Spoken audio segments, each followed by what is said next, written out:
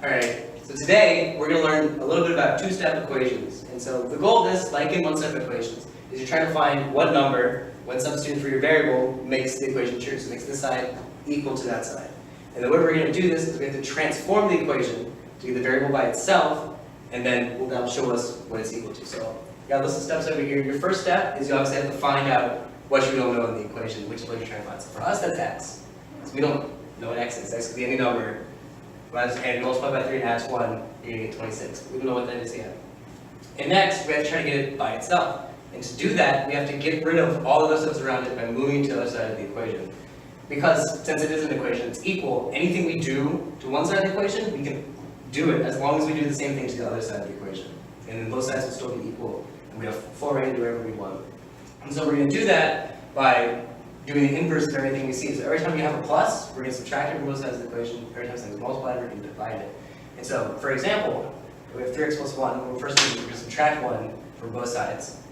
3x plus 1 minus 1 equals 26 minus 1. And we know that this is still equal to this because we're just subtracting 1 from both sides. And since we know they're equal to begin with, they're still going to be equal. And so, since plus 1 minus 1 is 0, we just cancel this out. So you just have 3x over here.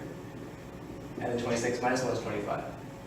And the reason we subtract it first instead of divide, we're like, you know, like the usual order of operations, right? We like multiply and divide before we add and subtract, like normal when we're doing like normal math. Is since we're trying to figure out an equation, we're doing everything backwards, including the order of operations. Because we already know the answer. We already know that 3 times whatever number it is plus 1 is 26. The thing is, we don't know what number it is, so we have to work backwards from the answer we already have to find out what the original question is. So just like we have to work backwards to the equation, we have to do the order of operations backwards. So first we're going to add and subtract everything we need to, and now that we have this, since it's 3 times x equals 25, we're going to divide both sides by 3 to get rid of it. So if we divide both sides by 3, 3 divided by 3 is 1, so we can cancel these out. So you're just left with x is equal to 25 divided by 3. And even though this isn't a whole number, that's fine. It doesn't have to be.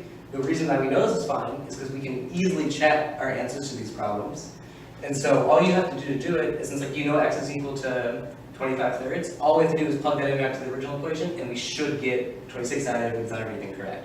So what we would have is 3 times 25 divided by 3 plus 1. And we should get 26 out of this according to the original one. So since it's 3 times 25 thirds, we can cancel out the 3's.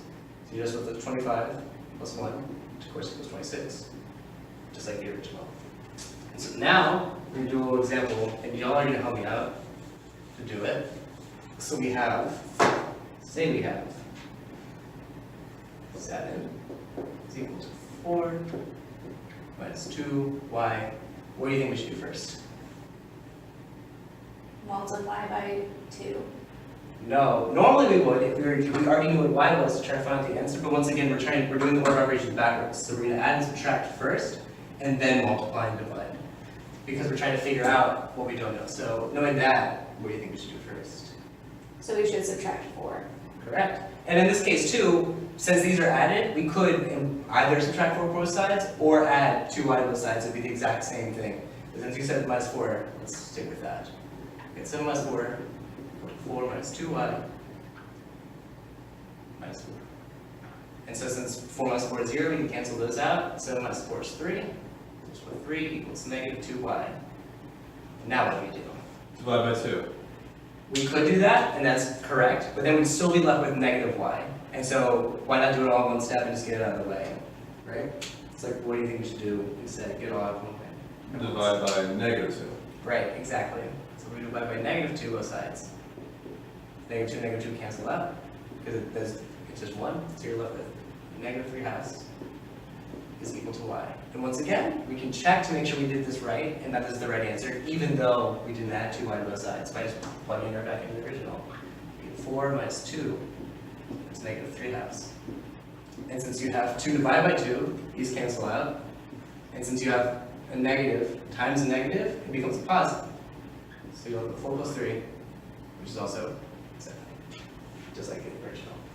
And so now, just to help you kind of remember it, the order of things that you're supposed to do, since it's kind of complicated, it's kind of long. For variable, we're going to have v to remember to identify what you don't know originally. Then we're going to have as for add and subtract.